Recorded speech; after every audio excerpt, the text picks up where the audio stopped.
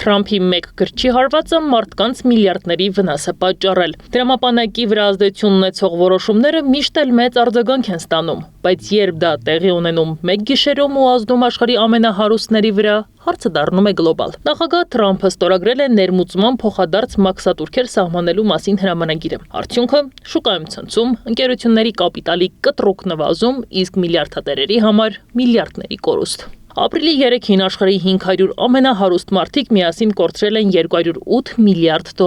Սա Բլումբերգի միլիարդատերերի ինդեքսի 13-րդ ամենամյա պատմության ընթացքում 4-րդ ամենամեծ մեկօրյա անկումն է եւ ամենածանր հարվածը 2020 թվականի համավարակից ի վեր։ Տնտեսագետները համեմատում են այս իրավիճակը համավարակի ճգնաժամի հետ, երբ բաժնետոմսերը զանգվածային անկում ապրեցին։ Սակայն այս անգամ գլխավոր պատճառը քաղաքական որոշումն է, ոչ թե համաշխարհային ճգնաժամը։ Ինչպես է աշխատում նոր մաքսային կարգավորումը։ Համաձայն հրամանագրի Միացյալ Նահանգների ներմուծման մաքսատուրքերը կսկսեն հաշվարկել յուրաքանչյուր երկրի առևտրային դեֆիցիտի հիման վրա։ Եթե երկիրը մեծ շահույթ է ստանում Միացյալ Նահանգների հետ առևտրից, ապա բարձր մաքսատուրք է կիրառվելու հավասարեցման համար։ Իսկ ինչ են ասում փորձագետները։ Տնտեսագետների գնահատմամբ սա կարող է շղթայական ազդեցություն ունենալ ոչ միայն ներդրողների, այլև շարքային սպառողների վրա։ Բարձրացված մաքսատուրքերը կնշանակեն ապրանքների գների աճ, տնտեսական անկայունություն եւ ի վերջո նոր ռեցեսիայի վտանգ։ Տնտեսական այս ցնցումը դեռևս իր վերջնական խոսքը չի ասել։ Կպայքարեն միլիարդատերերը վնասները վերականգնելու համար, թե շուկաները կմտնեն անկասելի վայրեջքի փուլ։ Մի բան հստակ է՝